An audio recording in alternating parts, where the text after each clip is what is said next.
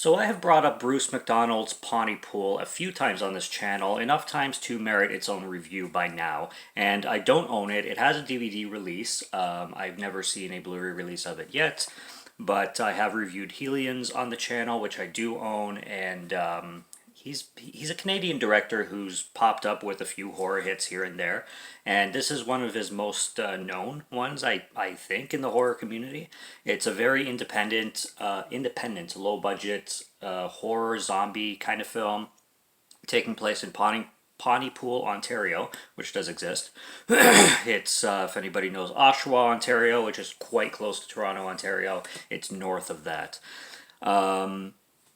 And it's a very different take on the zombie genre. And I rented this from the local library, and it's about time I talk about this gem because it is quite a gem. The lead actor in here, let me find his name, Stephen McHattie, has popped up in so many things. I'm reading his filmography and I'm like, holy shit, I own quite a few things that this guy's in. And he's kind of like a side character. He's usually just an add-in kind of thing. But the film Caw, which I reviewed for 31 Days of Horror this past year, he's one of the leads in it. And yeah, so what we have going on here is we have this radio station host, speaker, played by Stephen McHattie.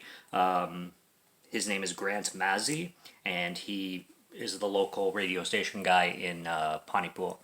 And he has a producer named starts with a K. No, Sydney. Sid is what her name is. Starts with a K. I'm bad with names, as I've mentioned, and you probably can tell already. She's his producer, and then there's this other woman that works with them, and it's a very, very chilly morning, very early mornings of the day, and while they're broadcasting, they start to hear stories of people going a little bit nuts, and people like the town are starting to repeat words, and some people are only resorting to the French language, and seemingly vocabulary and dialogue, specifically the English language, specifically by people who can understand the English language, starts to screw their heads a little bit, and they start to become zombified. It's a small scale film, which only takes place in the radio station, really. You don't see any scenes outside of the radio station, your little cubicle of glass and microphones and studio.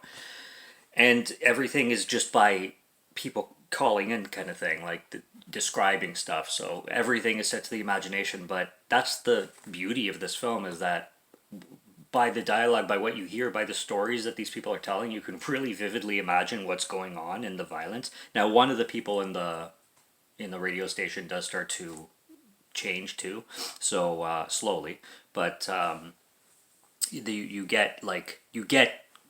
see, I wouldn't call them infected, but you see the changed on screen for sure, and it's a really kind of smart film with a premise that sounds ridiculous and silly, but it really, really works in this one. This viewing, I landed at a 4 out of 5. I certainly want to buy this film, and I hope it gets recognized enough to get like some kind of big release, like a boutique label or something like that. But it feels cold. It feels chilly. The lead like carries the film, Stephen McHattie, really, really well, and yeah, it's just really cool. You get this kooky guy that comes in like halfway through the film, and he's the smart guy and the expert in what's going on, kind of, and he is right about pretty much everything. And yeah, there's little bits of humor too, especially when you're dealing with the premise of like language turns you, and everybody's like trying to be silent. It's like, can we speak? And then there's a point where they all start trying to speak French, even though he's not the best at French. Neither am I.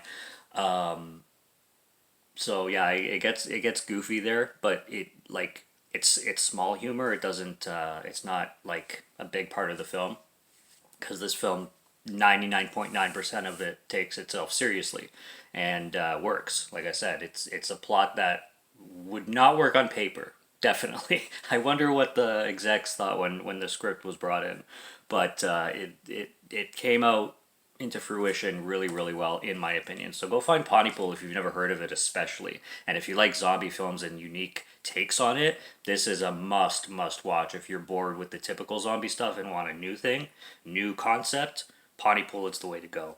Very, very, very big independent Canadian horror gem. You can call it Canucksploitation because it's pretty Canucksploitation with the French and everything.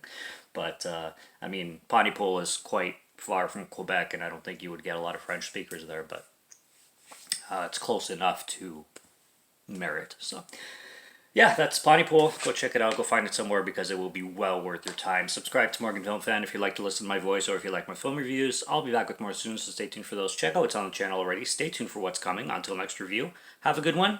Take care and cheers.